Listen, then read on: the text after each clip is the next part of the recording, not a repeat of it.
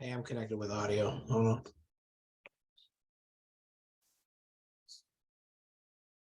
All right.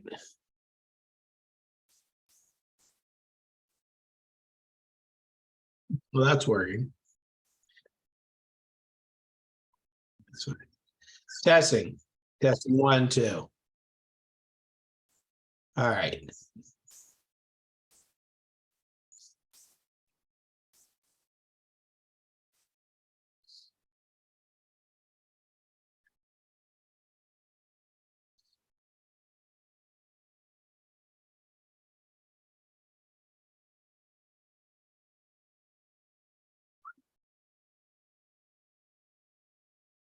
And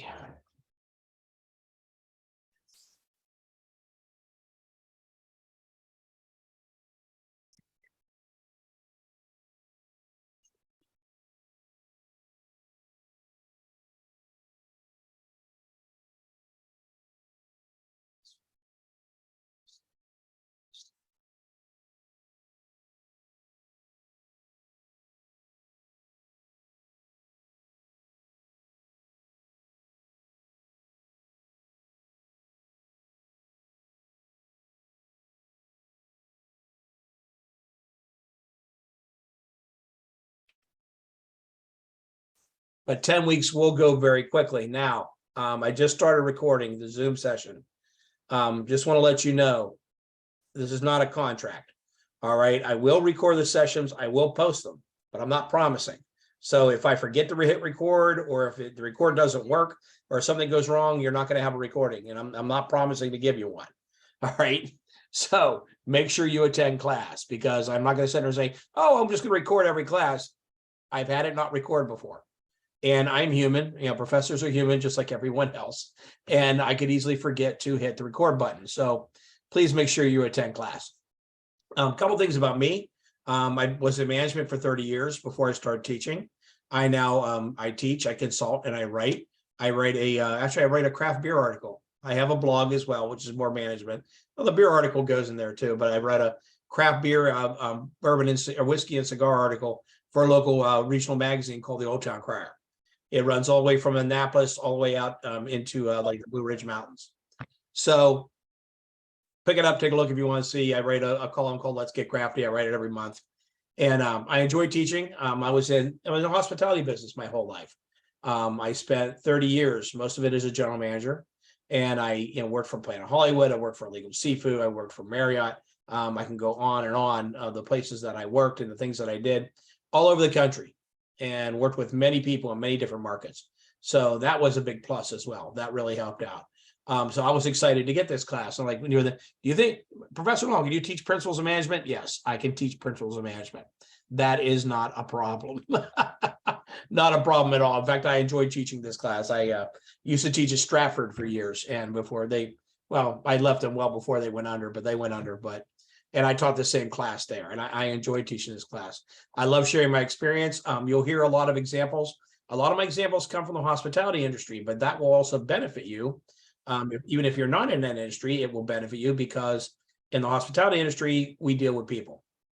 We deal with customers face to face, and we deal with production, and we deal with staff and other managers and people every day. And management is about people, bottom line. And you'll hear me say that a lot throughout the semester. But when it came to hospitality, that's in your face with that type of thing. So it was a lot of good experience. So you'll see me draw from my experience, and I will talk about some of the situations I ran into and some of the things that I did. And I won't always agree with the author. I mean, I like the book. It's a good book. Don't get me wrong. I think it's a very good book, and we're going to use it, and it's great, but not going to always agree with what the author says. Sometimes I will tell you, this is what he says, but here's what you're going to see in real life. Speaking of the book, the required text is Management, a Practical Introduction, 10th edition. And I have the ISBN number there for you. Please order it. I don't care if you use the online book or if you get the textbook. I don't care which one. But please order it. Please have it within the first 2 weeks. I'll give you 2 weeks on your first assignment to make sure you have time to get the book. But please get it within the 2 weeks. If you go to the campus, I believe the bookstore should have it. And someone just put us on. Did anyone else have an issue finding an available copy? Yeah, Kaylin, that's a good question. And if you have had an issue, not if you've had an issue right now, but if you have an issue down the road, please let me know. Bookstore says it's unavailable. Kaylin, thank you. I will look into that. I will look into that. And that's not uncommon, guys, at the beginning of the semester. All right. It's not uncommon. So that'll happen. That's why I usually give 2 weeks for the first assignments, because sometimes students run in hard to get a book. But again, you can get the online version. Just make sure you get the 10th edition. But you can get the online version. It doesn't matter. It's not going to make any difference. So if there's no questions on the textbook, let's get into the syllabus. The actual syllabus itself. So that says Tuesdays. I apologize. I'll change that. It's Wednesdays from 6:30 to 8:25. The last night class I taught was on Tuesdays. Sorry about that, guys.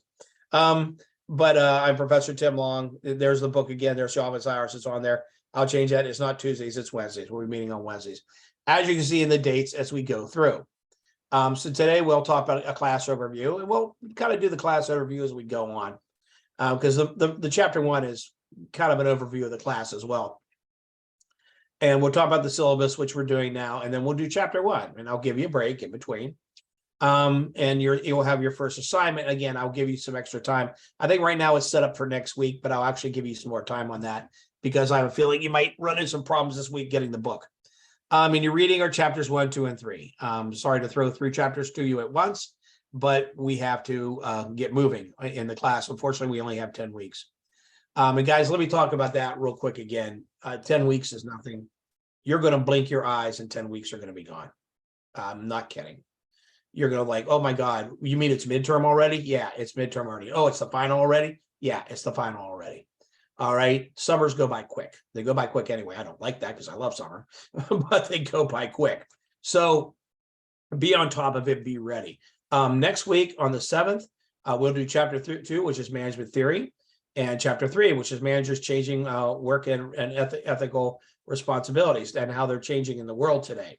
You'll have your first discussion forum. We'll talk about discussion forums in a second. And you'll have your first test, and your test will be on chapters 1, 2, and 3. And we'll go through the assignments and the tests and all that, and why that's all going to work. Did you look it up online? Yeah, guys, look it up online, please, for the book. So discussion forum 1 will be next week. We'll talk about those in a minute. And the test, your first test. You have 3 tests, not including your final.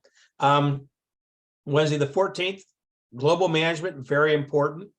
Planning, which you're going to learn tonight, is something managers do all the time. So we're going to talk about that. And you'll have your second assignment. The week after that, the 21st, we're talking about strategic management. Great chapter. And individual and group decision making. Not the easiest thing. And one of the things you have to really talk about when you're learning management. You'll have your third assignment then. Wednesday on the 28th, organization, culture, and structure, discussion 2, your second discussion, and your second test. And we'll talk about the tests, but the test will be on whatever has been covered up to that point. On July 5th, human resource management, very important to know. Even if you're not going to be in management, you're going to deal with human resources. If you're an employee of anyone, whether you're in management or staff, you deal with human resources. So it's good to know how they work. Then we'll get into organizational change and innovation. That is July 5th, the day after July 4th. And yes, we will have class. Yes, the college is open. Discussion forum 3 will then be that weekend. On July 12th, chapters 11 and 12, managing individual differences in behavior. Motivating employees, one of my favorite chapters and a great one. A lot of good learning there. A lot of good learning throughout the book, but a lot of good learning there. And you'll have your fourth assignment. Wednesday the 19th, chapter 13, groups and teams. We'll talk about that. Power, influence, and leadership. You always got to talk leadership when you're talking management. We'll do discussion forum 4 and test 3 at that point. Wednesday the 26th, interpersonal organization communication. Control systems and quality management, discussion forum 5 will occur at that time. Then, guys, on Wednesday, August 2nd, that's your final. Okay, so August sounds like far away. August is not far away. The beginning of August is not far away. You're already at the beginning of June. Today is May 30th or May 31st. Excuse me. Tomorrow's June 1st. This class is only 10 weeks. You're going to go through quick. Trust me on that. The schedule is tentative and may be revised by the instructor as the semester progresses. And that just gives me leeway to change it if we need to. I rarely change the class. I very rarely change the class. I really don't. If I do, it's usually because something technical has occurred or there's been an emergency or something like that. I'm not one of these teachers who revises the class all the time. The course description, it teaches management and the management functions of planning, organizing, directing, and controlling, which we'll really focus on those four in this class. Focus on the application of management principles of realistic situations, managers encounter as they attempt to achieve organizational objectives. The lecture will be 3 hours per week. Actually, 2 hours. Is a 2-hour class. I'm not going to read the general purposes. You'll get that, or the course objectives. You'll get all that. You can read through that yourself. You don't need me to spoon feed it to you. But you'll know if you go through them, you know exactly what we're doing. The students should have had Business 100, Introduction to Business. I don't think you take this class without it. And by the way, you need Business 100 before you take this class. Or you're probably going to run into problems unless you're somebody with a whole lot of experience. I do want to talk about the major topics to be covered. Kaylin, they let you take it, so you must be okay. That's probably why, Kaylin. All right, that's probably why. They let you take it. If they thought you couldn't have, they would not have put you in the class. If you've been in management for 7 years, I'm not worried about you with the class. Major topics to be covered: definition and role of management and skills required to function within the managerial environment. Management theories and their evolution, we will talk about. Management theories is interesting. Objectives, planning, decision-making, and related processes and tools. Division of labor, work and labor. Big part of our job as managers. Organizational structure is one, too, and related functions like that. Human resource development and organizational change, which is hard to manage. We'll touch on that. Leadership, communication, motivation. For people in management, I don't care if you're experienced, not experienced, you should always be reading up and talking about this and practicing it, trying to get better at it. Diversity, work groups and their behavior, absolutely a big part of today's world. The control process, production management, total quality management, information systems and control tools, social and ethical responsibilities of managers. And we will actually touch on those two things probably pretty much throughout the course. So your course requirements, you will have a final exam for 200 points at the end of the semester. Now, some of us were late because we were password Zoom meeting. Because we were in the passcode. Okay, I'm sorry, Maria, I don't understand what I don't understand I don't understand your chat. Because we're in the passcode word Zoom meeting. Okay. There was only one Zoom meeting, so I'm not sure. Well, we'll talk about that in a minute. Let me see if I don't want to. It took us to another meeting. Interesting. All right. We'll chat about that in a second. I don't understand. All right, we'll figure it out. Don't worry about it. I'm not going to count anyone late today anyway, because it's the first day. Okay, so Andrew, that happened to you as well. All right, I'll need to look into that, guys. We'll come back to that. Let's keep going through the syllabus. All right, final exam will be 200 points. You will have 3 tests throughout the year at 100 points each, so 300 points for those. Quizzes and or assignments, 4 times 50, so that's 200 points. Discussion forums, you'll have 5 of them at 40 points each for 200 points. And attendance will count toward 100 points. So attendance for 100 points, just to let you know. So yeah, I mean, attendance does count. Today, evidently we had a technical problem. And actually that makes sense. I was wondering why there were only 9 students on when there should have been 20. So that makes sense, but I'll get that fixed. I'll figure that out. I have an idea in my head of what might have happened. But from now on, I mean, if you're here today, you'll get counted as here. But from now on, if you're late, you'll get counted as late, guys, and you will lose points to do that. Your grading scale is a 1,000-point scale. 900 to 1,000 is an A, typical NOVA scale. 800 to 990 or 800 to 899 is a B. I got to fix that. Professor Long goofed up. It's 800 to 899, 700 to 799, 600 to 699. So, okay, I kind of wrote some wrong numbers there. I'll fix that and repost it. But basically, it's a 10% drop for each grade, just like it is in all NOVA classes. Last day that students could add their names to wait list was on the 17th. Classes began yesterday. Students may add or drop courses through Nova Connect May 30th through June 3rd. So students can still come into this class up to June 3rd, and you can still drop it if you want to up to June 3rd on Nova Connect. Last day of drop with a tuition refund is June 9th. So if for some reason you have to leave the class, I hope none of you do, but if some reason you have to, you have until June 9th to do that. We have two holidays, Juneteenth and Independence Day. Neither one fall on a Wednesday, so it's not going to affect us. And the last day withdrawal without a grade penalty is July 12th. Let me get that to you. We came from another meeting. All right. Let me look at this real quick, guys. Sorry about that. The link under weekly class Zoom link section on the homepage was 2 links. All right, let me look at that, guys. I don't understand that. I don't know what quite happened, but when we go on break, I'll take a look at that because that should not have been. You might have had the link twice, but it should have been the same link. Please turn in all assignments. Yes, so your expectations. Please turn all your assignments in on time, as late work will not be accepted.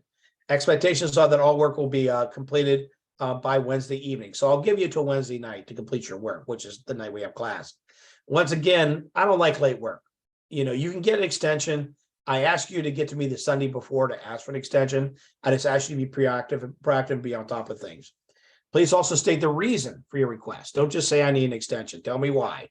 And don't come to me after the fact wanting an extension. It will not be granted. Now, here's how I am with that. I'm going to be honest with you. I'm not a monster. All right. I believe in discipline in the classroom. I believe in being a certain amount of strictness, but I'm not a monster. So what I do, and I often tell my students, everybody gets one. So be careful choosing your one. All right. Everybody gets one. If you miss an assignment, you come to me, something happened at work, something happened with your kids. I understand life gets in the way sometimes. I'll give you one, but only one. All right. Don't come for a second one. So if it's, choose, be cautious. Don't choose something with low points. Choose something with a lot of points. Also, please do not wait until the last minute to complete your assignments. This is really important. Canvas's clock and your clock may not be synchronized, and you may get cut off. So the assignments cut off at 11:59 at night. Don't wait. Don't be doing them at 11:45 or 11:48. Just don't do it. Get them done. Get them done on time. Also, something may occur on the last day that prevents you from completing your assignment. You don't want that. All homework must be submitted using Canvas, online text, Microsoft Word, or PDF format. Google Docs is fine too. I'll accept Google Docs, but nothing else. Reason I have that rule is some people use different formats at their work, and they'll try to turn in something, right, that's in that format, and I can't open it. The other thing I've had happen, I've had 2 other things happen. I've had students try to take a picture, a JPEG of their homework and send it to me. Absolutely not. That's unprofessional. We're not doing that. And the other thing I've had is I have had students send me a link to a cloud, right? Like, oh, I'm going to give it to you in OneDrive. No, I don't have a OneDrive account. I don't want a OneDrive account. So don't send me stuff in OneDrive. When you do your assignments, spelling and grammar do count toward your grade. All items must be submitted through Canvas unless you have permission from me. Do not email me an assignment unless I've told you it's okay to do so. Please do not do that. First thing is your assignment could. All right, Kaylin, keep trying. Try to connect. She's running into problems. That happens too, but just don't email me for an assignment. Here, I forgot. Here, I'm turning it in now. No, you need to get permission from me to do that because I need to know why you didn't turn in. And like I said, you only get one if you didn't ask for an advance. Okay. The 3 tests you're going to have will be given during the semester. This makes up for like having quizzes. I do 3 tests. Though some of the homework, some of the homework assignments will be tests, and some of them will not be tests, but they'll be quizzes, and some won't be. And the final exam at the end, so you're going to have 4 tests total. You have your 3 regular tests and your final exam. The format will include a variety of questions, such as multiple choice, true, false, fill in the blank. Some essay can be thrown in there. That's why I said may include, or such as. Tests can include any material previously covered. So every time you have a test, every chapter that was covered before that is up for grabs. All right, every single chapter. The final exam will be comprehensive, which means it will be about everything we covered in the semester. All right, so anything is game on the final exam. Online discussions I love, and online discussions, they're very important. It's a great way to bring current events into the class. It's a great way to get other students' perspectives on things for each other. And to be honest with you guys, it's the easiest points. Please, it's the easiest points. I hate when students don't do the discussion questions. I'm like, come on, guys, the discussion questions, it's a gimme, it's easy. So do them, get those points, right? Each student will provide an initial response to the discussion topic and then at least one comment on another student's response. So comment, discuss whatever the subject is, and then discuss something that another student has posted. All responses must also be substantive and meaningful. No one word, one line, or Facebook style answers. No LOL, no OMG. All right. No, I agree. I hate that. I agree. I'm not counting that as an answer. All right. I am not counting that as an answer.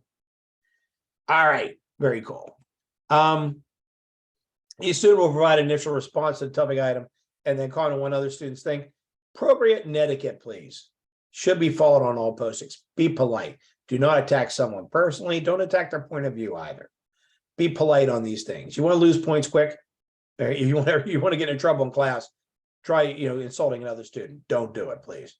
There are up to 40 points available for each discussion, 20 points for each response, up to 20 points for each response. But you got to make both responses. You're not going to get the 40 points.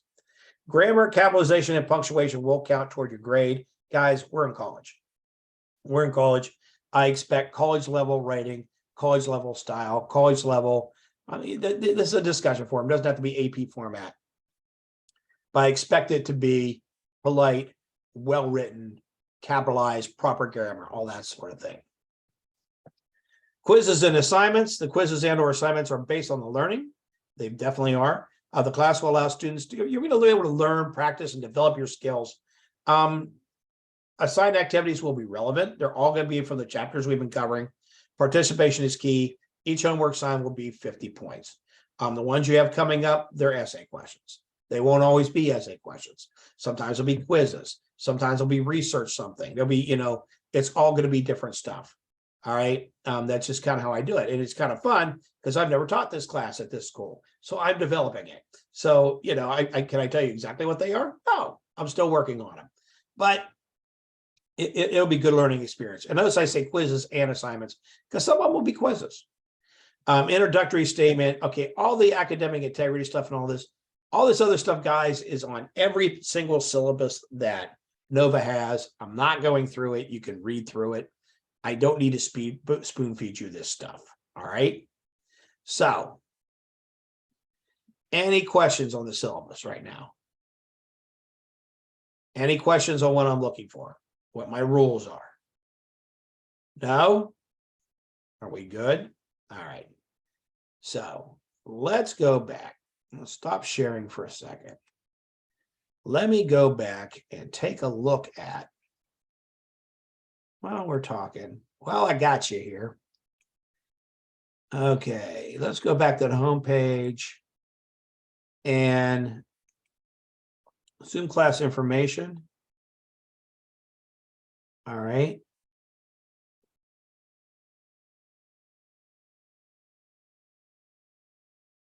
So those of you who ended up in the wrong class, was the link? Yeah, let me share this real quick. I'll make sure I fix this properly. I mean, we need to get this fixed. And by the way, little glitches like that happen in the beginning of classes, guys. So was it these two that were different? All right, the Zoom class information and Zoom class link. Are you telling me those two were different ones? Yes. Okay. All right. That must have been a typo on my part. All right. That actually makes sense, guys. I'm not going to penalize anyone today. That actually makes sense because I was wondering how we could have so few students show up. That never happened. So let me see. That one I'll have to, there's a passcode there. Oh, it is different. My fault. I'll take responsibility for that. Not quite sure how I did that because I got one from the other, but evidently I did something. All right. That's okay. We'll take care of that. So let me finish. So we get everyone going. Let me finish attendance. All right. So Anyone who I haven't, if I don't call your name, it's because I already clicked you here from earlier. All right. So Mehul, if I'm pronouncing that right, Mehul Bhatnagar. Yeah, Yes? hi. Okay. Gotcha. Lynn Gao. Yeah, I'm here. All right, Lynn, very good. Shayla Johnson? No? Okay. Andrew Lavayan? Here. Gotcha, Andrew. Maria Lopez? Here. Yeah, very good. I like that name. Liana Marquez? Here. Gotcha. I like that name too. We got some nice names in here. Moises Maroquin? Here. Okay. Michael Ryman? And there's Riemann or Here. Ryman? Ryman. Ryman, German pronunciation. All right, gotcha. Amaya Riddick. And Amaya, if I'm pronouncing that wrong, let me know. It's Amaya. Amaya. Okay, Amaya Riddick. Yeah. I'm a boomer, guys. I get names wrong sometimes. All right. So just bear with me if that happens. Adam Tran. I'm here. Gotcha, Adam. And Catherine Williams. No. All right. All right. So we pretty much, all right. Shyla, was Shyla Johnson here? Shayla Johnson? No, so I'm missing two. Okay, that's actually not too bad. All right, guys. All right. Time is it? Well, let's keep on going. Hold on. Who did I not call? Lucas, I didn't call you because I already had you. You were on earlier. And I grabbed you. I saw your name. All right. Thank you for asking, though. Same with Kaylin, right? Yeah, Kaylin, I got you. Anyone whose name I didn't call before is because you were on earlier and I got you. But now I find out we had a glitch. That's why some people weren't on. So that's good to know. Sometimes beginning a class, you got to solve some things. So, Diego, I got you. You're okay. All right. So we're going to get into a video for the second part of this. We'll do a video. We'll talk about the video, then we'll take a break.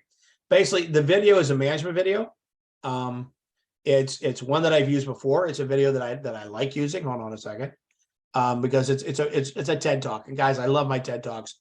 A lot of them are great for teaching, and this is one of those ones great for teaching. So we're going to talk about this. It's about management, of course, and getting us started. So we're going to talk about this, and then we'll and then after we talk about the video, we'll take a break, and then we'll come back and do the chapter. All right. So let's go back to share screen.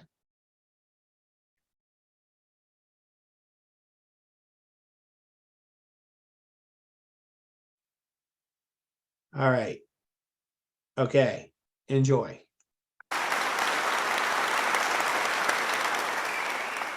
My name is Hamza, and there's three things that you should know about me. One, I was born in 1987. Two, I love hip hop. And three, I'm a horrible boss. I'm a horrible boss because I used to be a horrible employee. Aside from my time in the Canadian Armed Forces, I've never completely cooperated with the rules of my traditional workplaces. The Monday to Friday, 9 to 5 grind just isn't for me. I'll never forget the last time that I was called out for being late at work. It was very early in my career, and I remember showing up one morning at 9:15 a.m., casually strolled in only to find my boss standing beside my desk, arms crossed, tapping his watch in disapproval. Hamza, this is unacceptable. I can't remember the last time you were here before 9. Well, damn. Good morning to you too, sir. Did I miss anything? Now, of course, I knew that I hadn't. I'd been connected to my work in a dozen different ways. Checked my calendar the night before. I'd been on my email all morning. I had my notifications on, Facebook, Twitter, WhatsApp, or internal messaging system. If my clients or my team wanted to get a hold of me, they would have already done so. And that's when my boss hit me with this. Hamza, the stock market opened 15 minutes ago. What did my work have to do with the stock market? This was a marketing agency. I was doing graphic design.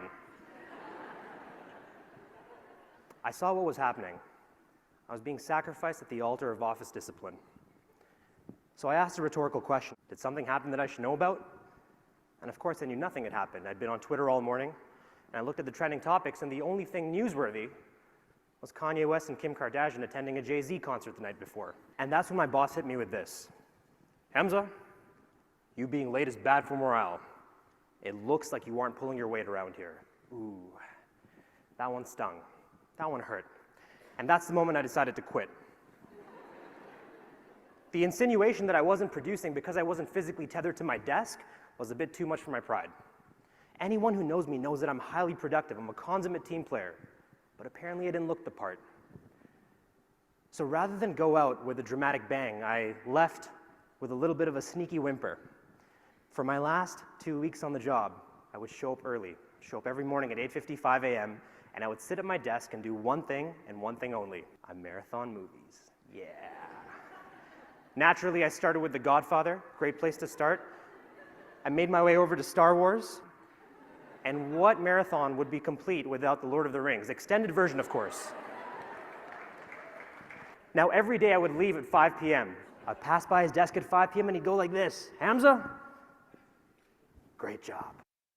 What's the difference between a child that gets into a top tier school versus a lower tier school? Trust me. I literally sat there for 8 hours and I watched movies. I did nothing. But that was enough for my boss. And I swore from that moment onwards, I'd never be managed again. And managers have tried and managers have failed. They've had to modify their management strategies and approaches with me. And it's left me wrestling with the following paradox. Organizations that are growing and achieving scale require management. However, people, myself, yourself, don't like to be managed.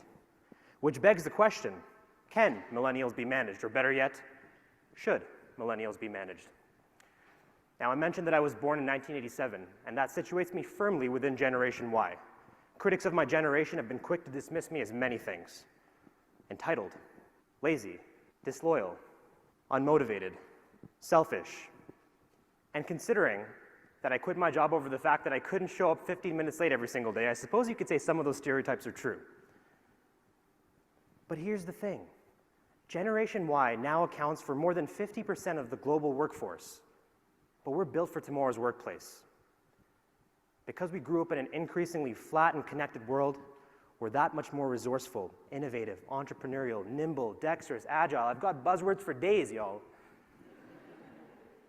How we work and why we work is fundamentally out of sync with the expectations of the traditional workplace. For instance, I don't just have one employer. I have a portfolio of work. I don't just have one specialization. I have many of them. I don't stay at one place for very long. I do tours of duty. I don't need an office. I'm connected to my work anywhere that I can get Wi-Fi. So why is it that so many of us are still being managed like we work in factories? Now, if you trace back the echoes of this particular configuration of workplaces far back enough, you might actually, well, end up in factories. The Industrial Revolution. This time in our history saw organizations achieving scale. In order to manage this growth, we had to elect, well, managers. In fact, the entire 8-hour workday has its roots in this time. Social reformer Robert Owen proposed that we divide our work into 3 equal parts, or our day, rather, into 3 equal parts. 8 hours for work, 8 hours for recreation, 8 hours for rest, as a way to wrestle back work-life balance, because at that time, we were experiencing a rather adversarial relationship with our employers. By the early 1900s, management had become widely accepted. And by the mid-20th century, we began, for better or for worse, to perfect management. We began to develop theories about it. And one such theorist by the name of Peter Drucker began to notice something. He began to notice something that was a bit of a paradigm shift. He saw that we were moving away from the mere production of goods and the provision of advanced services to the use and manipulation of information. He coined the phrase knowledge work. He said, the most valuable asset of a 21st century institution, whether business or non-business, will be its knowledge workers and their productivity. And so what we need is a new managerial contract. Because when you consider that when all of the value in an organization walks out of the door each evening, the old command and control mindset is not going to work anymore. The existing model doesn't make any sense. It does not make sense for creative agencies. It does not make sense for startups. It does not make sense for think tanks. It does not make sense for publications. It does not make sense for anywhere where the next generation is trying to do creative work, entrepreneurial work, or information-based work. And so why are we doing this? Well, because of tradition. And tradition is easy. Tradition is comforting. Tradition is ultimately limiting. It stifles innovation. It's doing things because that's the way it's always been done. But let me tell you, doing things because that's the way it's always been done is a horrible, horrible reason to continue doing anything. And so it behooves managers of the next generation to develop a focus on management with a distinctly theory Y approach. In order to understand and appreciate theory Y, you first have to understand and appreciate theory X. Theory X assumes a lot of things. It assumes that employees are lazy, that they avoid work, and that they actually dislike work. It's kind of like when your parents assigned you tasks or chores when you were younger, do the lawn, do the dishes, and you'd rather be doing other things. Theory Y assumes the complete opposite. Theory Y assumes that employees are ambitious, that they're self-motivated, that they exercise self-control, and that they actually enjoy their physical and mental duties. And that given the proper conditions, an employer operating within a Theory Y framework can actually help their employees achieve the most elusive part of Maslow's hierarchy of needs, that little point at the top of the triangle, self-actualization. But that's all given the proper conditions. So what do those proper conditions look like? Well, let me tell you about how I run my ships. I start from a place of 100% trust. I provide my teams with their areas of responsibility. They have their goals, they have their deadlines. And I assume that they're here for the right reason and that they want to work and that they will do good work. I provide them with space, physical and otherwise. Now, we have an office, yes. You're not physically expected to be there. You can work from the office, you can work from home, you can be in Bermuda with your shorts on for all I care. As long as work is getting done on time and to a high degree of quality, why is there any need for me to actually track your hours? It's dehumanizing, it's degrading. And I believe in co-creation. I believe in building things together. I simply am not going to assign you something and expect you to do it, let alone do a good job. I'd rather invest you emotionally in the process of producing whatever it is that we're producing. And then I believe in leadership. This is something I've resisted for a long time. But my teams have told me time and again, Hamza, we need somebody to be there who's a steward, who's going to guide us, who's going to provide us with insulation from the more harsh realities of the organization and the industry, frankly. And I believe in culture. I believe that people want to show up to a workplace that doesn't feel like a workplace, that feels more like a community, where they can be among friends, where they can bring their whole selves to work, something I've really learned and appreciated with my time at Ryerson SA. And I believe that we should create a workplace that is conducive to doing excellent work. And when all of these proper conditions are met, what happens? We do work that we're proud of. We're more creative. We discover meaning and fulfillment.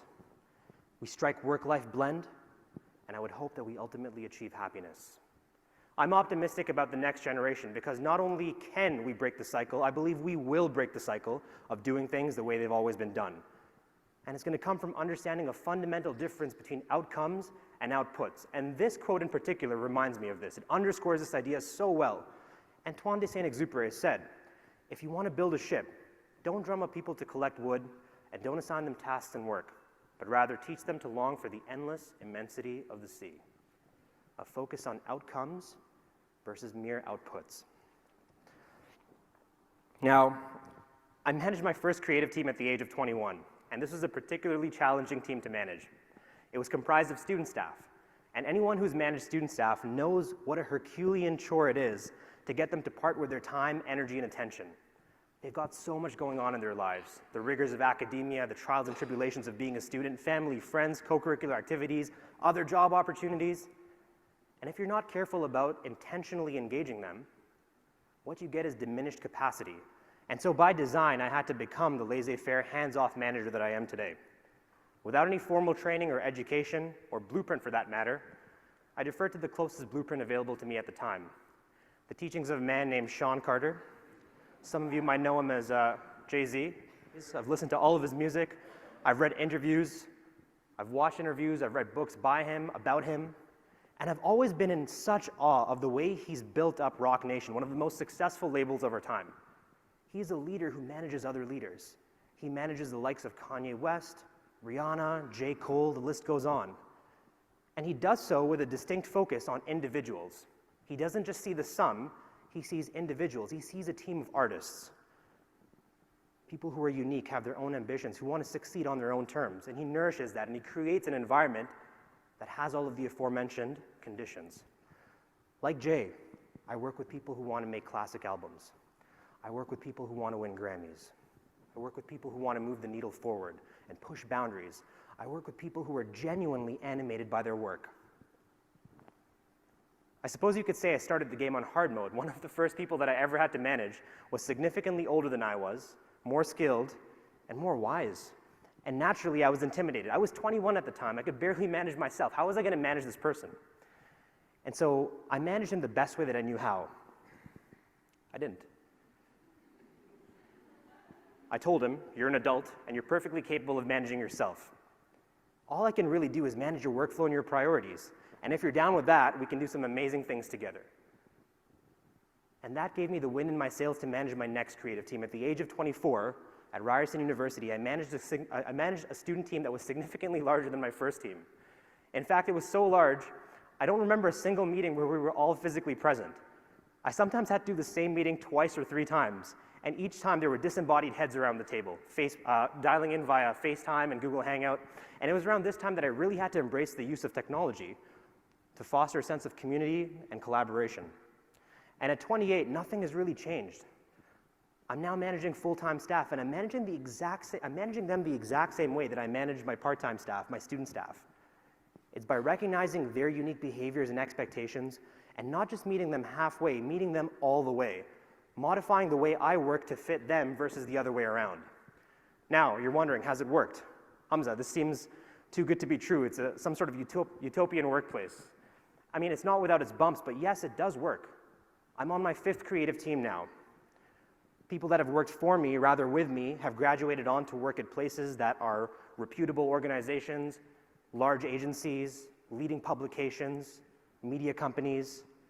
We've won regional and national awards. And on the agency front, we've worked with clients off the jump that some agencies don't pursue until 4, 5, 10 years down the road. So yes, it does work. But how does it work, Hamza? How did this all happen? Well, with a lot of training, a lot of support, and a lot of guidance from Jigaman.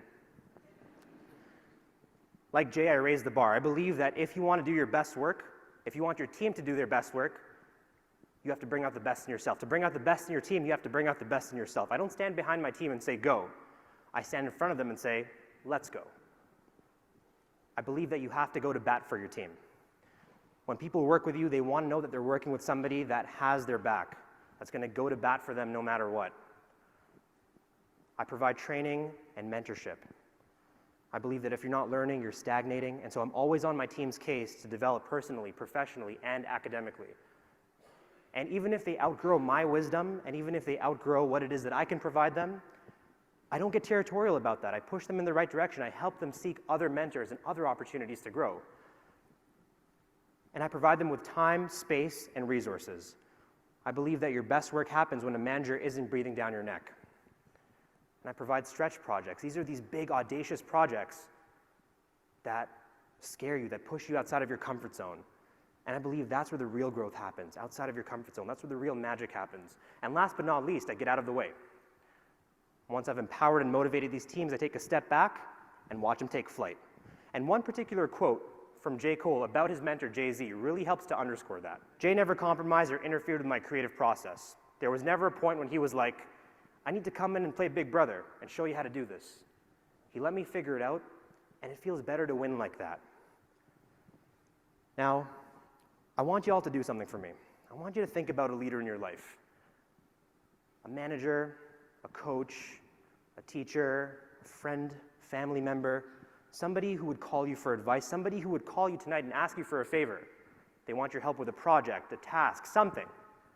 Would you do it for them? Yes, you would. Would you give them your best effort? Absolutely. In fact, I think you'd go above and beyond the call of duty for them. Why? Because there's something about your relationship with this person that has put you in the right headspace to deliver. Something about them, something about you and them that has put you in the proper conditions conducive to doing excellent work. And now let's revisit the management paradox one more time. Growing organizations require management but people don't like to be managed. So I ask, what is the role of management for the next generation? If organizations existed in the execution era to produce goods and to achieve skill, and if they existed in the expertise era to provide advanced services, why do they exist now? Why did they exist in 2015? Why will they continue to exist? I argue that they exist to provide complete and meaningful experiences, not just for the end user, not just for the customers, but for you as well, for me, for the teams. And so I argue that we're in a brand new era altogether, the end of management and a refocus on leadership at every level. And so what is the role of management for the next generation? Absolutely nothing. How are we going to break out of this catch-22? How will we dismantle this paradox? How will we stop doing things the way they've always been done? We're just going to stop managing altogether. And I suppose in this way, yes, I am a horrible boss. I'm a horrible boss because I'm not a boss at all. I'm just a friend. I'm a mentor. I'm a comrade. I'm a resource. I'm a cheerleader. And I'm a coach. And coaches don't play ball. They motivate and empower their teams to win championships, and then they take a step back and watch them do it. And so I challenge each and every one of you, everyone who is privileged enough to manage the next generation, please don't manage. Lead. Because you manage things and you lead people. Thank you.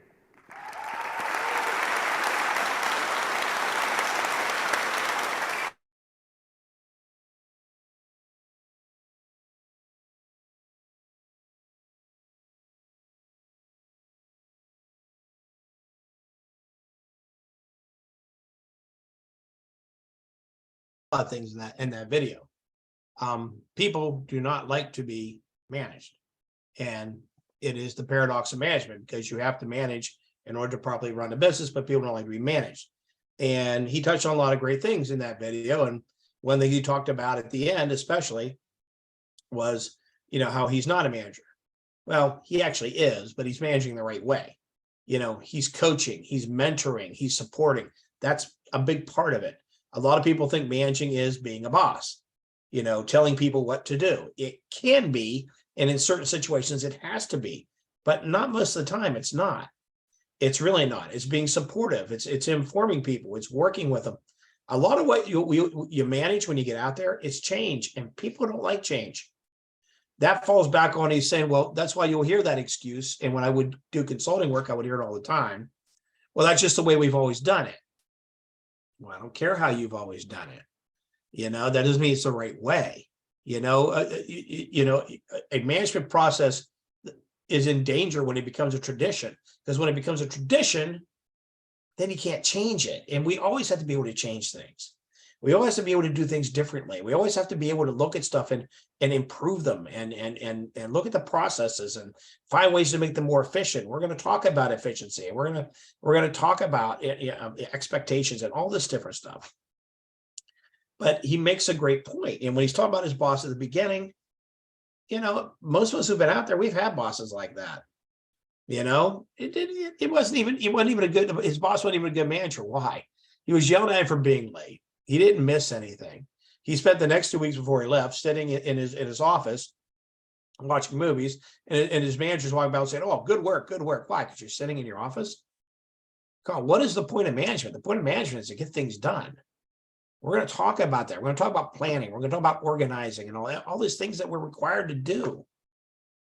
Goal setting, mentoring, human skills. I mean, all conceptual skills, technical skills.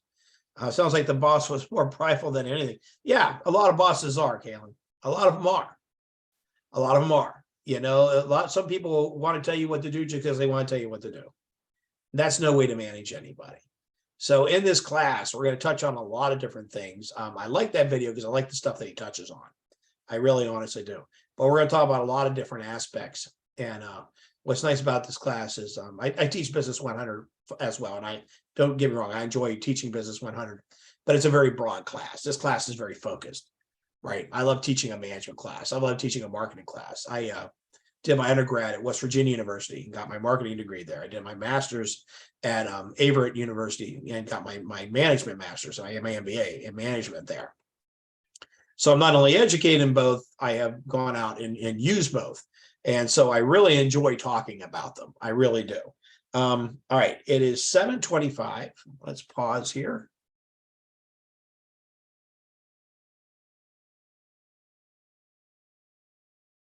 They're into this lecture.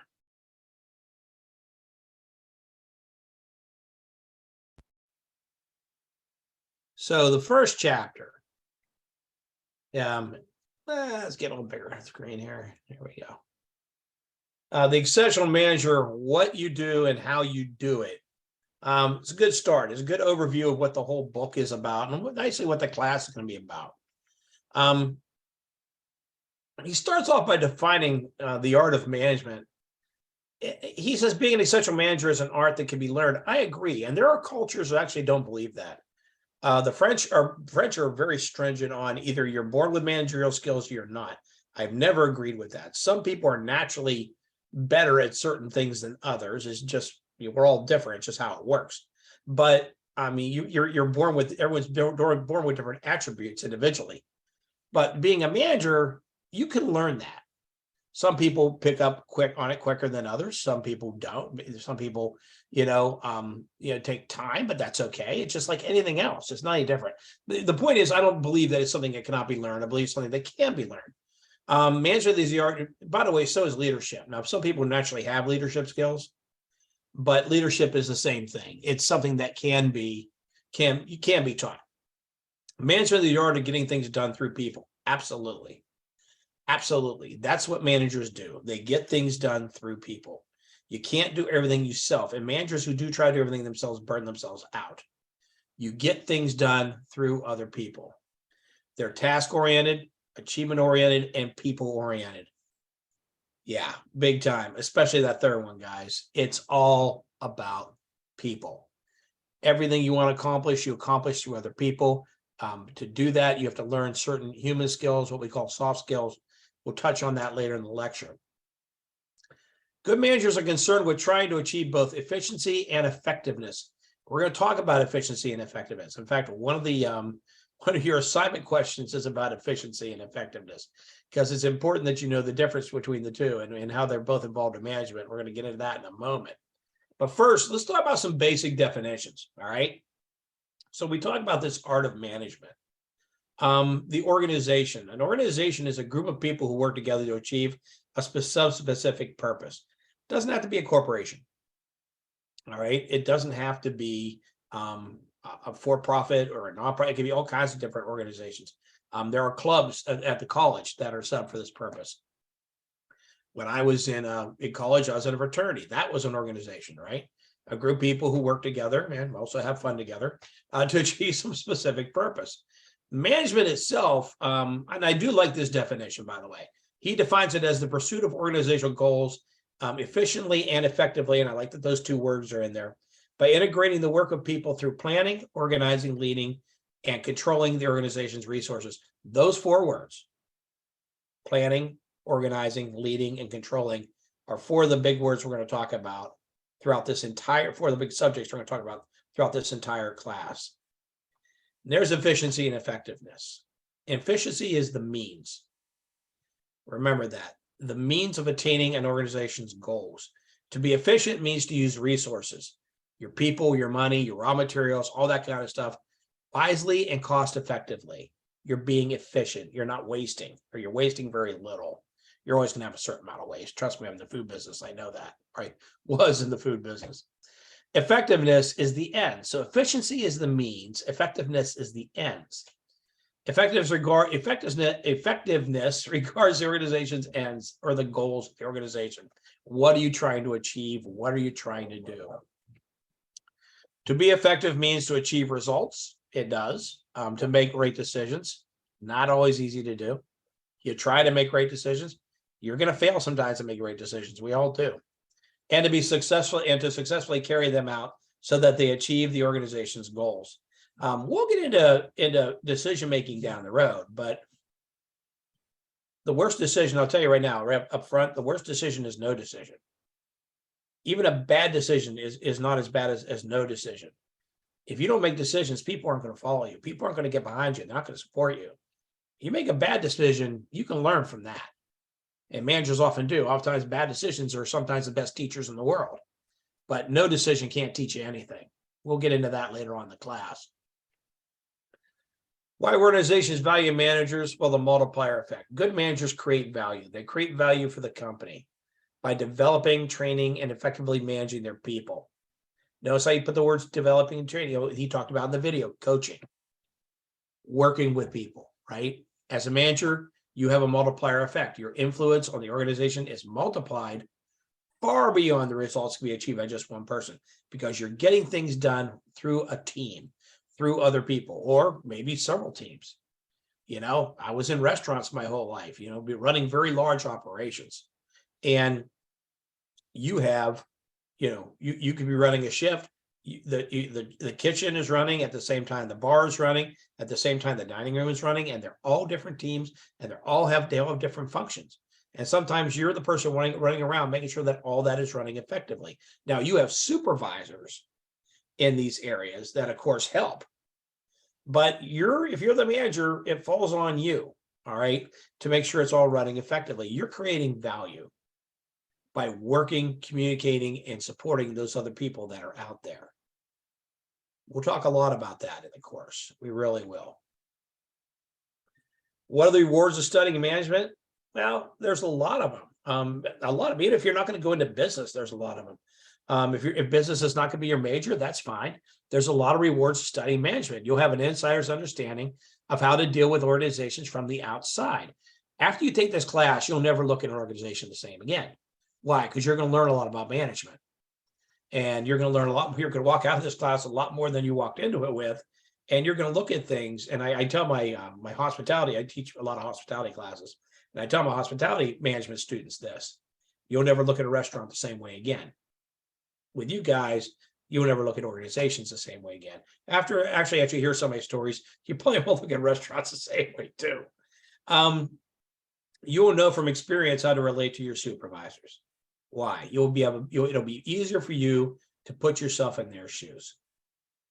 A big part of relating to people is being able to put yourself in their shoes, and you'll be able to do that easier after this class than before it, because you'll be learning about management. You'll better interact with your coworkers because you'll start working on the soft skills, the people skills that all of us all need to develop all the time. I don't care who you are, you need to develop them. You'll be able to manage yourself and your career. It will help you in managing your career and better managing yourself.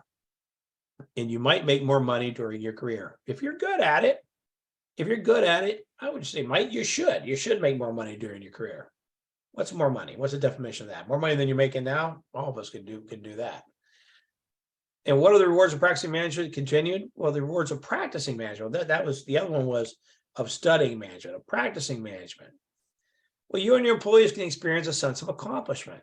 There is a sense of accomplishment with getting a job done. There really is. Whether you're managing a team or you're running a shift or you're working on a project management is huge, of course. There's a huge sense of accomplishment. You feel good when you get something done. You can stretch your abilities and magnify your range. You can grow as a manager. I didn't start out as a general manager. I was a general manager. I was running, very large operations, several managers under me. A couple of times I was running more than one store. That's fine. But I couldn't have done that right out the bat. I couldn't have done that right out of college. I had to learn how to do that. You will grow and you'll magnify your range. You can build a catalog with successful products or services. Absolutely. You build a catalog about yourself too. You can build a good resume by practicing management. You can become a mentor and help others. And that's a big one. I still, to this day, will occasionally have managers that I worked with. I definitely have students that reach out to me that have my classes.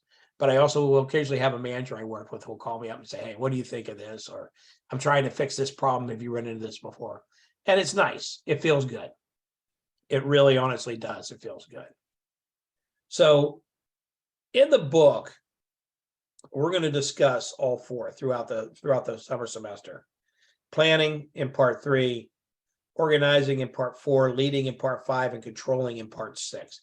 Because these are the 4 aspects, the 4 functions of management: planning, organizing, leading, and controlling. And we're going to talk about, I think you have a question on this in your assignment too, But we're going to talk about the 4 of them throughout the entire book is dedicated to them, because this is what managers do. They plan, they organize, they lead, and they control. And we're going to talk about controlling.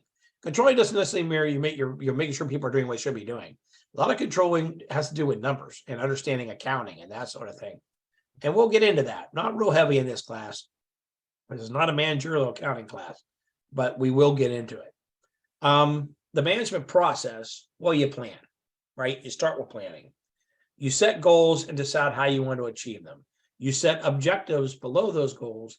The objectives, how you attain those goals. We'll talk about that more. You organize, you arrange the tasks and the people and the other resources to accomplish the work.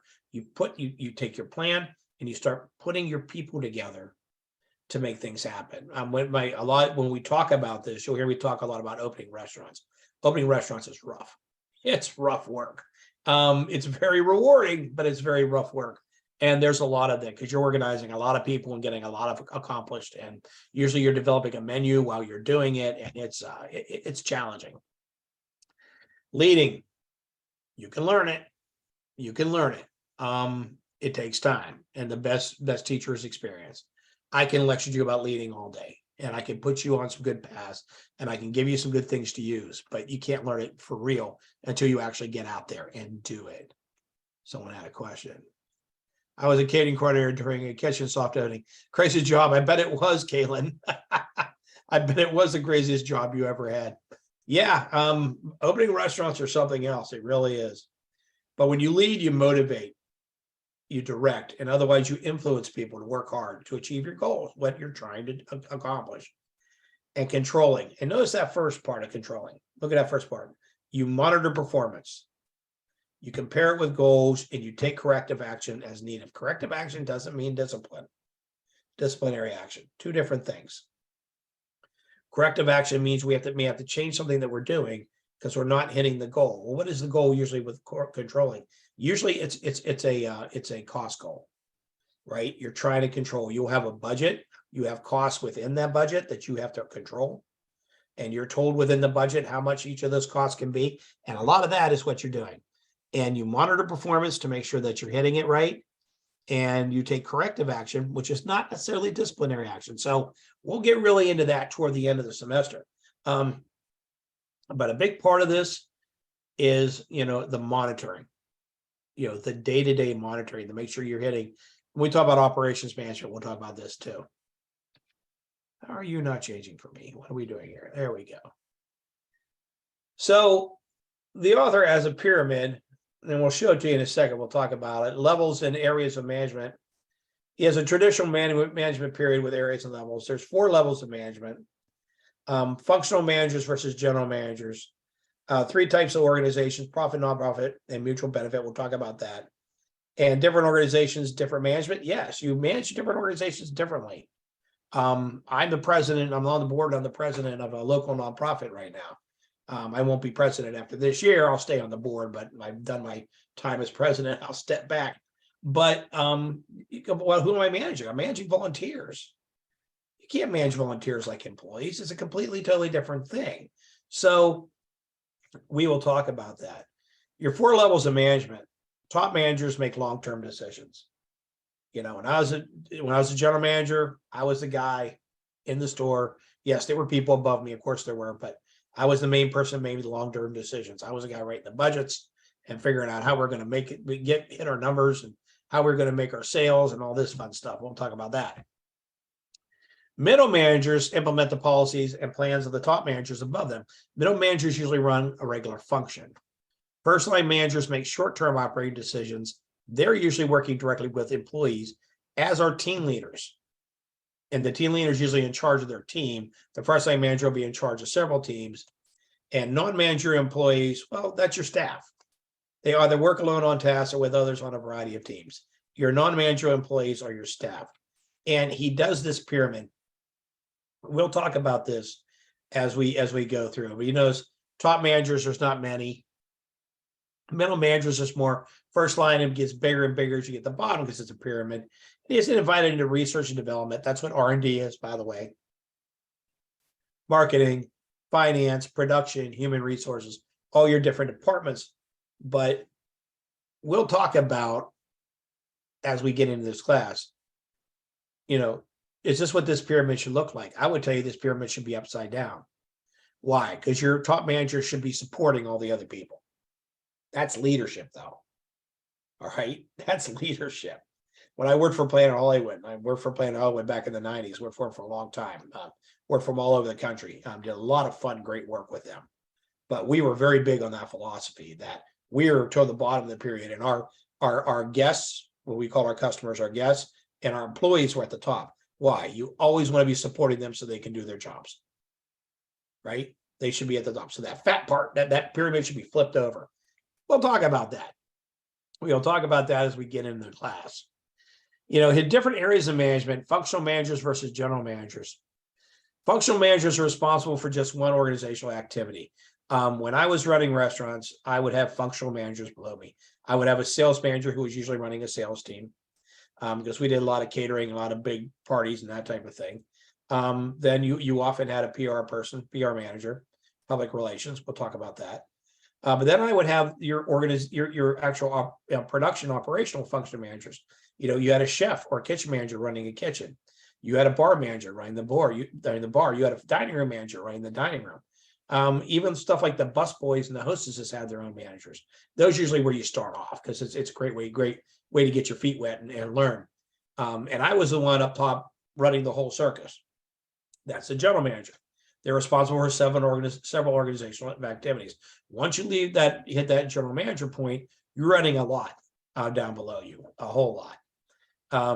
You're basically you're the ringmaster. You're the one managing the circus. So there's different types of organizations. For-profits are the ones we see every day. They make money. They make profit. Profit is when, you know, you have your sales, which is revenue, the money you brought in. You pay all your bills, which are your costs. And at the end, what you have left over is profit. Unless you have no money left over, then you have a loss. We'll talk about that too. Offering services to some clients, or nonprofit organizations offer services to some clients not to make a profit. Hospitals, the fact that he has colleges there makes me laugh. I mean, not so much Nova, but a lot of these big universities do make money. They're not supposed to, but they do. And social welfare agencies, a lot of your nonprofits are charities. Mine's called the SCYC, the Santa Claus Yacht Club. And we work with needy families here in Alexandria. I mean, and we're a very small nonprofit. And there's a lot of other small nonprofits in this city with us. Mutual benefit organizations, aiding members in order for the advance of their interests. A lot of these political parties, sure. Farm cooperatives, labor unions, a lot of associations are mutual benefit, right? Like you'll have a pharmacist association, or you'll have a carpenters association. There's associations right next door to me. There's an association for resource management, or human resource management. Basically, guys, I live in Alexandria. This is the land of associations. Like I think like 80% of the associations in DC are based here in Alexandria. Don't know how that happened, but they're all mutual benefit. You know, there's one for dentists, there's one for, police officers and firemen, and, you know, and they're mutual benefit. They're there to help their members with what they do in their career. So different organizations, different management. Absolutely. Yes. Generally, you'd be performing the 4 management functions. You're always performing them. Planning, organizing, leading, controlling, regardless of the counter. It doesn't matter. In the nonprofit that I'm the president of, yes. We plan, we organize, we lead, we control. We have to. We're trying to raise money to help people. The measures of success is the single biggest difference. Yeah. For my nonprofit, it's very different than when I worked for profit, where they're just trying to make money. We're trying to raise funds to help people. We try to keep our costs almost down to nothing, and they are almost nothing. Thank God. We've done a great job. We got to pay little administrative stuff, like you have to pay for your website and, you know, little credit. We have to buy promotional materials and stuff like that. But other than that, we don't have anyone on salary. No one's on salary. No one works for us. Everyone volunteers. So again, but in a big organization, like when I worked for Planet Hollywood or Marriott or Legal Seafood or any of those, the measure of success was the biggest difference. The measure of success in those was how much money did you put on the bottom line? How much money did you make? How much profit did you bring in? The bottom line is the profit. And that was the measure of success in those companies. So it's very different. The manager's roles, how do managers spend their time? Well, managers are always working and they're in constant demand. And yes, you're always working, especially if you're in shift type of work. And you're in constant demand. There's always demand for managers. They spend virtually all their work time communicating with others. It's literally 90% of what you do. Yes, you have paperwork. Yes, you have to plan and do things, but most of the time you're communicating with others and what's going on, because plans have to be communicated, and to organize things, you have to communicate. To lead, you have to communicate. To control, you have to communicate. You have to do it for all of them. Managers must be personal and proactive about managing their time. It is the biggest thing for new managers to learn. And it's something I'm very big on college students learning, because organizing your time is one of the things you learn in college. How to manage yourself and how to organize your time. You don't learn that in high school. You learn a little bit in high school. I should say you don't all, but you learn a little bit. In college, you have so much dumped on you. You learn a ton of it. It's very, very different. 3 types of managerial roles: interpersonal, informational, and decisional. So interpersonal roles, you're a figurehead, you're a leader, you're a liaison between like the workers below you and the managers above you. Informational roles, you monitor operations, you're a disseminator of information, and you're a spokesman. And not just for the company. Sometimes you're a spokesman for your people. Good managers stand up for their people. Now, you don't do it constantly, right? If you guys did something wrong, you own it. Say, hey, we did something wrong, we messed up. But if you feel one of your people is being treated unfairly, you speak up. You're not just a spokesman for the company who's paying you. You're a spokesman for the people that are under your charge. You got to stand up for them too. Disseminating information, you're basically just putting information that the company gives you, and monitoring goes back to control. And we'll get more into control later on down the course. Decision roles: entrepreneur, because you have to be creative. Disturbance handler, because employees don't always get along, guys. Staff do not always get along, and you have to be able to step in and handle it. Resource allocator, who's going to get what money to do what. And negotiator, because sometimes management, 2 different departments may get into it, right? They may be arguing over how to do something or what something costs, or, they may be mad because someone got you gave one department money and not the other department. I mean, these things happen. But you're a decision maker. You have a decision-making role. And disturbance handler, yeah. Managers don't get along sometimes. Staff don't get along sometimes. Sometimes companies you're working with don't get along. If you're working with vendor contracts and that type of thing. So it can be quite a bit. This is the meat of our lecture today we're getting into right here. The skills successful managers need. Well, first one is technical skills. The ability to perform a specific job. You can't manage people and tell them how to do a job if you don't know how to do it yourself. Now, you don't have to be an expert at it. All right. I ran kitchens. I'm not a chef. I am not a chef. I know how to cook. Not great at it. I am at home. Much better at home. But in the kitchen, no. I used to tell my grill cooks, you do not want me stepping in there and working, because I do not have your skill level. I know how to do it. I have the technical skill. I'm not an expert. There's a difference. Same with bartending. Bartending actually was a bartender in college, so I had a lot of technical skills when it came to bartending, but not with other things. We're all going to have our different places where we're better. Conceptual skills, the ability to think analytically. Seeing the big picture is a big part of a conceptual skills. We're going to get at all these in a minute. And human skills are what you'll hear in the industry in most industries called soft skills. The ability to interact well with people. You have to be able to communicate, speak to people respectfully, have them understand and respect you when you're talking to them. And respect is earned, guys. You can't force someone to respect you. You have to earn people's respect. There's a lot of value traits in a manager, and that's a big one. So having technical skills, the requisite technical skills, it is the most important at lower levels. He's correct. It is. Among employees in their first professional job and first line managers, when we would bring in young managers and hire them in, they would go through, most of the time it was an 8-week training program. That pretty much is standard throughout the hospitality industry. Whether you're going into hotels or restaurants or whatever you're going into, again, you're going to get a lot of hospitality examples because that's what I did.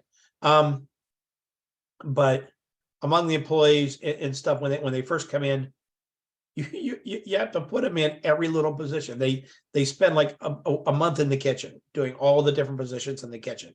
Then they spend, a week as a waiter and a week as a bartender and a week as a host and a bus person. Why? They have to have an idea of, they have to have at least basic technical skills on all these things. Again, they don't have to be an expert. They have to be technical. The same thing happens in factories. Same thing happens in sales positions. They work with you. You have to learn the technical side first.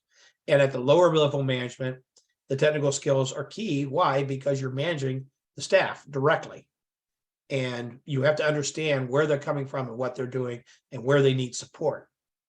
Conceptual skills are a little different. As you move up, you need more conceptual skills. As you get up the corporate ladder, as you say, or management ladder, especially top managers, you have to deal with problems that are ambiguous and that can have far-reaching consequences. You have to see the big picture. And you have to see, as an old saying, seeing the forest through the trees. When you look at the forest, you have to see a forest, not just a bunch of trees. And it's an old saying, it's a good saying, but you have to see the consequences of decisions you make. You have to see the consequences of things that are occurring or could occur. And you have to have a vision for the company, usually a shared vision in upper management, but a vision for the company. Human skills, this is the hardest one, man. It's the hardest one to master.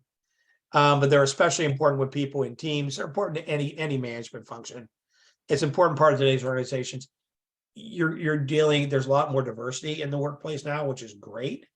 But you have to, treat people respectfully, especially, and it can be harder when they're from other cultures. I'm not saying it's hard to respect from someone from another culture, but communication wise, it can be harder. Because, and we're going to get into that when we talk about global management, what's accepted in one person's culture is not accepted in another when it comes to behavior. And you have to understand those differences. We are a very large country. We're a very diverse country. Not only do we have a lot of people here who have immigrated in, we have a lot of people who've lived here for a long time, but they're from different backgrounds. They're from different levels or I shouldn't say level. They're from different parts of the country, and they're from different economic levels, and they're going to have different values and different outlooks on things. And as a manager, you have to be able to gain their respect and to communicate with them properly. All right. Oh yeah, Ileana. Yeah, the hardest skill, the hardest human skill is empathy. We'll get into that more down the road. But having empathy with other people, it's especially, as you understand, a lot of times when you're when you're working, you're a manager, it's not uncommon for you to be in a stressful situation. And that's when we tend to kind of lose our empathy for other people, is when we're stressed out.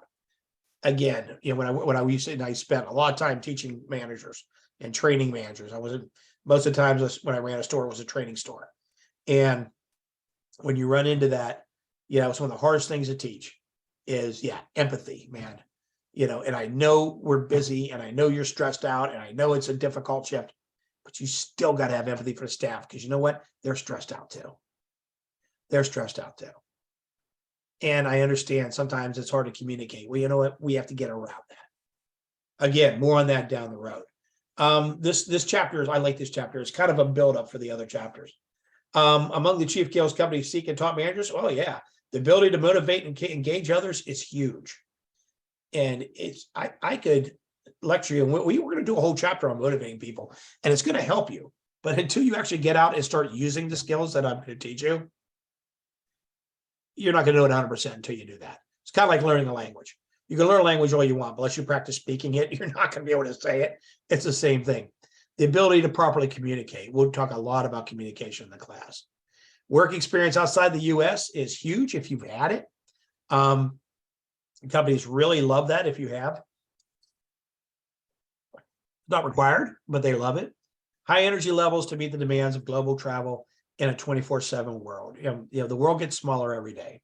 And I was teaching the Business 100 class yesterday, and I asked them, I said, what do I mean when I say that? The world gets smaller every day. And they all kind of looked at me. and I said, well, what do you think? What makes the world get smaller every day? And they finally hit it. It's mainly technology. Technology makes the world smaller every day. It really honestly does.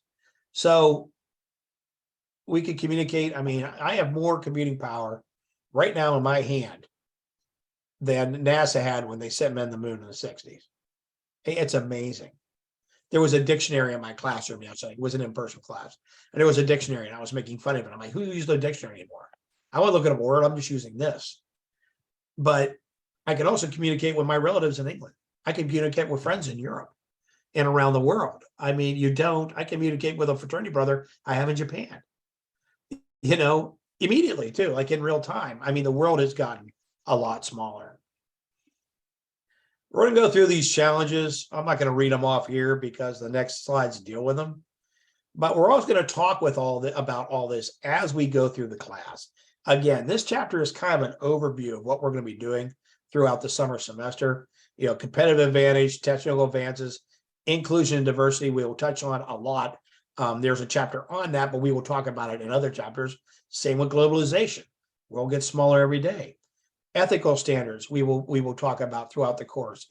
Yes, there is a chapter on it, but we will not just devote one chapter and say, just like the other ones, they'll be talking about them the whole time. Sustainable development is huge. Every management book I teach or use right now has sustainable development, and it should. Being green is huge. And managing for happiness and meaningfulness. Your employees want to have happy and meaningful lives. Your staff, your managers, you want to have a happy, meaningful life. So, and these are all, notice what he calls them, challenges. These are challenges. It's not easy, it's hard. Challenge one, organizations must stay ahead in 4 areas. Being responsive to customers. Your customers pay the bills, guys. Without them, you don't have a business. So the first law of business is you take care of the customers, or as we said in hospitality, the guest. In hospitality organizations, most companies don't like the word customer. It's too impersonal. They want you to treat them like they want it to be a guest, like you would treat someone in your home. We're going to talk a lot about innovation as we go through the class. No organization, I don't care who they are, can become complacent when it comes to innovation. You have to be always innovating. And innovate or die is an important adage for any manager. Absolutely. We always have to be reevaluating what we're doing and looking at what we're doing and saying, hey, how can I improve that? How can I change that? Is there a way we could be doing it better? That sort of thing. Quality is a big part of what we do. Because if another organization comes up with a better way to do something than you're doing it, you're going to have problems. If it's a better cut of meat, if it's better computer software, better travel, better hotel rooms, whatever it is, you have to be on top of the quality. Now, there's also, we will talk about this, there's a perspective about quality. If I'm buying a hamburger at McDonald's, or I'm buying a hamburger at a pub, or I'm buying a hamburger at a fine dining restaurant, I have 3 different ideas of what quality is. I do not expect the McDonald's hamburger to taste like the fine dining hamburger. It's not going to. But if the fine dining hamburger tastes like the McDonald's hamburger, we're going to have a problem. All right. So there is a perception when it comes to quality, and we're going to get into that too, because I like talking about that. Making improvements in quality, it's an important management idea, and with technology, it's become very essential. Efficiency, which we already talked about.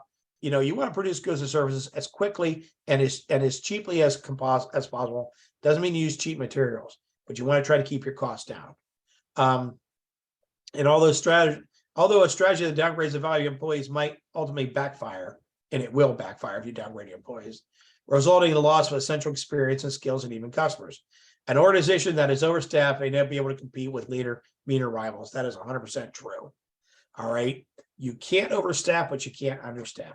You want to control labor. We're going to talk a lot about that when we get into it, because I think one of the problems we have in our business and management in our society right now is that, yes, labor is a cost, but labor is also an investment in it, right? You're paying, if you pay your people well, if you put money into their training, if you give them the resources they need, you're going to get something better out of it. And if you don't do those things, you're not going to get the quality level that you want. And I think we've kind of stepped away from that. We view it too much as a cost. We'll get into that later. Technology advances, e-commerce, of course, Amazon. Oh my God, we buy stuff on Amazon all the time. Far-ranging electronic management of all of the time. Yeah, I mean, I talk to, every once in a while I'll still get, a consulting phone call. And, I talk to managers and they get all their numbers and data on their phone. That didn't exist when I was still running restaurants. Yeah, I quit years ago. I mean, I got into teaching and consulting and writing, and I don't do it anymore. And they're showing me what these new technology, what these new software programs they have can do. It's amazing. The data, they get tons of data. And by the way, the reason he has that third dot, data, and more data, a challenge to decision making, you can get buried in data. We talk about this in marketing. We talk about market research. You can research yourself to death. You can research yourself until you just don't get anything done because you're constantly researching. There's that much data out there. You have to figure out what you want to use and what you need and what you don't need. I'll put it that way. We'll talk about the rise of AI. We're talking about organizational changes, shifts in structure, jobs, and goals. Why? Because technology has changed the way we do things. Technology also can eliminate jobs. It makes us more effective, but it eliminates jobs, and that's a problem. Knowledge management and collaborative computing, of course. Yeah, we'll touch on that as well. Managing for inclusion and diversity. Yeah, I was kind of lucky in working the business I worked in. We had a lot of diversity in hospitality industry because everybody works there. Everybody from different countries, from different parts of our country, from different backgrounds. All kinds of different people work there. You have a huge mix now that you didn't have 30 years ago. There's more women in the workforce now in business, which there should be. Immigrants, older people. Managers are facing something right now that they've never faced before. Managers have to manage people in 4 different generations: Baby Boomer, Gen X, Millennial, and the Gen Z. They have to do all 4 of them right now. And that's never happened because why? People are healthier. They're living longer. They don't want to retire. Or sadly, sometimes they can't retire. So you have a baby boomer, some guy who was born in the 50s, and you're managing some kid who was born in 2005. It's a big difference. It's a big difference. And we're going to talk about that. There's a lot of fun to it. That's why I'm laughing, because there's a lot of fun to it. And it's actually, you can actually, resource-wise, you can get a lot out of it because there's a lot of good mentoring that can go on. Some scholars think that diversity and variety in staffing produce organizational strength. I don't think it. I know it. It definitely produces organizational strength. And clearly, however, the challenge to the manager of the near future is to maximize, get everything you can out of your employees. And how you do that is by allowing them to grow and helping them grow. And we will talk about that as well. Challenge number 4, globalization, man. I love that first bullet point. Look at that. Verbal expressions and gestures do not mean the same thing to everyone around the world. We'll get into this in globalization. Things you say, even facial expressions, can mean different things in different cultures. Failure to understand a culture can affect your ability to manage globally. I don't know if any of you watch Emily in Paris. Yes, I watch Emily in Paris with my wife. I actually because I like Darren Star, the guy who produces the show. He did Sex and the City. And it's a fun show. But this is a big thing because in the show, the cultural difference is huge. We have an American company that is the owner of a marketing company in France. And they're basically trying to go in and tell them what to do. And it ends up being this big fallout because you can't go into someone else's country and tell them they have to do it the way we do it here. It's not going to work. The French know their people. They know how to manage people over there. They know how to deal with their clients. So you can't step in as an American and start telling them how to. We're going to get into a lot of this when we get into globalization. But it's key to understand it, not just for dealing with people here in our country who are from other countries and other cultures, which you're going to have a lot of them. But if you're working for a company that's going to send you overseas, you have to understand. And a lot of times companies give you the resources before you go over to make sure that you do. The world gets smaller all the time, guys. That's what those last couple ones are about. Managing for globalization will be complex, ongoing challenge. It's not going to stop. It's not going to stop. The world's going to keep getting smaller every day. And I'm glad. Thank God it does. Ethical standards. We will talk about ethics. Ethics is about your code of behavior and what you think is right and wrong, or what your company does, what they think is right or wrong. Recent incidents point to serious repercussions when people fail to realize that ethical standards must be followed in everyday life. They do. They have to be followed. A lapse in an ethical lapse can have a potential to do great harm, not only financial harm. It can harm your reputation. if you have unethical behavior in your organization. I remember there were some celebrities back in the 90s, and I think Kathy Lee Gifford was one of them, if I remember correctly. And she had a clothing line, and they found out the clothes were being made by child labor. Well, she immediately got out of it. She immediately, boom. She didn't know, right? But in the country where they were having the clothing made, they were using child labor. These are the kind of things you run into. Sustainability and green, huge. We're going to talk about it. The younger generations, the millennials and then the Gen Zers, this is huge to them, and it should be. They don't want to deal with a company or work for a company if that company is not using sustainable development, if it's not running a green business. You got to make sure they're taking care of the environment. And this has become a big thing. We've got a lot of prosperity out of our economics over the years, especially in the Western world, but we've also done a lot of damage. And we've got to assume that responsibility and start limiting and repairing some of that damage. We all have to live on this planet, So the United Nations have done things to address it. We'll talk about sustainable development. We'll talk about what an issue it is and what companies are doing and what you should be thinking about when you go into a company. Managing for happiness. Again, you want to live a good life. You want your people to live a good life. Better health, better work environment, better satisfaction. We will get into this toward the end of the course. We'll definitely talk about it throughout the course. And he then talks about, building meaning into your life, identify activities you love doing. I love golfing. I like to golf. I like to, I like to walking my dog. I like going, I'm a foodie. My wife and I are foodies. We love going out to good restaurants, that type of thing. But you should find things you love doing, develop that. I'm also improving my Spanish. My Spanish is not great. I'm not going to tell you I speak fluent Spanish. I do not. But I'm better than I was 2 years ago. And I was pretty good when I was in restaurants, but that was mostly kitchen Spanish. Now I'm actually getting much better at the language. Finding a way to build your natural strengths into your personal work life and going out and helping people. I'm a member of a nonprofit. I'm the president right now of the nonprofit. I suggest that for everybody. You feel better when you help people. In building your career readiness, this is actually a good chart. He's showing you here where, on an average, students usually are as they come out. A proportion saying they and recent college graduates are proficient in each proficiency. Students and employers. You want to come out in proficient in all these. This class is going to help you with that. And this is really good. Basically showing you, kind of where the students are and where the players want them to be. So you come out on top. And career readiness. We'll talk about this. You guys can read through this. I'm not gonna walk you through this chart. There's no need to. But we're going to talk about knowledge, soft skills, attitudes, and other characteristics that you need. So in developing your career readiness, you want to build your self-awareness. You want to learn from educational activities. You want to model others possessing the target competencies that you have. You want to model what you're doing from what they're doing. Learn from on-job activities and experience, and you want to experiment and figure out what works and what doesn't work for you. And it gives you 3 keys to success. It's your responsibility to manage your career. Don't count on others. Guys, that's a big one. You need to be a manager of your career, especially if you're working for a company. That company may have things to develop you, classes you can take and different job opportunities and stuff that they're not going to tell you about it unless you ask. So you need to go knock on the door and ask. Companies are terrible about that, by the way. Personal reflection, motivation, commitment, and experimentation, absolutely.